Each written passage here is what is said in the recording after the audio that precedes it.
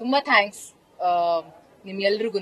ಮೊದಲನೇದಾಗಿ ಎಲ್ರು ತುಂಬಾ ತಾಳ್ಮೆಯಿಂದ, ಸ್ವಲ್ಪ ಕೋಪದಲ್ಲಿದ್ರು ತಾಳ್ಮೆ ತಗೊಂಡು ನನ್ನ ಜೊತೆ ಈ ಒಂದು ಸೆಲೆಬ್ರೇಷನ್ ಅಲ್ಲಿ ನೀವ್ ಎಲ್ರೂ ಇದ್ದೀರಿ. ತುಂಬಾ ಥ್ಯಾಂಕ್ಸ್.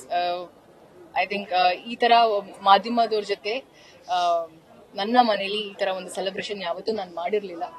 ನಿಮ್ಮೆಲ್ಲರ ಜೊತೆ ಇದು ಮೊದಲನೇ ಬಾರಿಗೆ ನಾನು ಸೆಲೆಬ್ರೇಟ್ ಮಾಡ್ಕೊಳ್ತಿರೋದು. ಹಾಗೆ ಫ್ಯಾನ್ಸ್ ಅಂಡ್ ಫ್ಯಾಮಿಲಿ ಗೋಸ್ಕರ ಈ ವರ್ಷದ ಸೆಲೆಬ್ರೇಷನ್ ನಾನು ಮಾಡ್ಕೊಂಡಿರುವಂತದ್ದು. ತುಂಬಾ ಖುಷಿ ಇದೆ. ಖುಷಿನ ಹೆಂಗೆ ನಾನು ಅದನ್ನ ಕನ್ವೆ ಮಾಡ್ಬೇಕು ಅಂತಾನು ಗೊತ್ತಾಗ್ತಿಲ್ಲ ನನಗೆ. ಆ ತರ ಖುಷಿ ತುಂಬಾನೇ ಇದೆ. All thanks to my fans, my family and ಭಗವಂತನಿಗೆ. ವೇದಿಕೆ ಮೇಲೆ ಇದ್ದಾಗಲೇ ಒಂದು ಕಾಲ್ ಬಂತು ಸೂಪರ್ ಸ್ಟಾರ್ ಅವ್ರ ಕಡೆಯಿಂದ. ಏನಂತ ಹೇಳಿದ್ರು? ರಜನಿ ಸರ್ ಕಾಲ್ ಮಾಡಿದ್ರು ವಿಶ್ ಮಾಡೋದಕ್ಕೆ. ಖುಷಿ ಆಯ್ತು, ತುಂಬಾ ತುಂಬಾ ಖುಷಿ ಆಯ್ತು.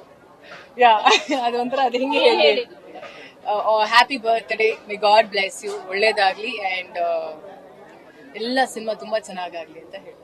ನಿಮ್ಮ ಸಿರೀಸ್ ಅಲ್ಲಿ ಮತ್ತೊಂದು ಅಧ್ಯಾಯ ಸ್ಟಾರ್ಟ್ ಆಗಿದೆ ಅಂತ. ಇಡೀ ಸೌತ್ ಇಂಡಿಯಾ ಮಾತಾಡುವಂತ ಪಾತ್ರ. ಸೊ ತುಂಬಾ ಎಕ್ಸೈಟಿಂಗ್ ಪಾತ್ರ ಆಗಿದೆ ಅದು.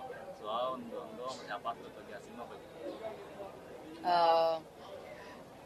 ಆ ಸಿನಿಮಾ ಬಗ್ಗೆ ಮಾತಾಡೋದಕ್ಕೆ ನಂಗೆ ವೇದಿಕೆನೇ ಸಿಗ್ಲಿಲ್ಲ. ಆಕ್ಚುಲಿ ತುಂಬಾ ವೇದಿಕೆಯಲ್ಲಿ ನನಗೆ ಪ್ರಶ್ನೆಗಳು ಕೇಳಿದಾಗ ನಾನು ತುಂಬಾ ಸೈಲೆಂಟ್ ಆಗಿರ್ಬೇಕು, ಸೈಲೆಂಟ್ ಆಗಿ ಇರುವಂತ ಒಂದು ಪರಿಸ್ಥಿತಿ ಬಂದಿದ್ದು ನನಗೆ. ಸೊ ಸಿನಿಮಾ ಟ್ರೇಲರ್ ರಿಲೀಸ್ ಆದಾಗ ಪ್ರತಿಯೊಬ್ರು ಕೂಡ ಪ್ರಶ್ನೆ ಕೇಳಿದ್ರು ನನ್ನ, ಯಾಕೆ ವೈ ಒಂದೇ ಶಾಟ್ ಅಂತ, ಒಂದ್ ಶಾರ್ಟ್ ಇಲ್ಲಿ ಬಂದು ಹೋಗ್ತಾರೆ ಅಂತ.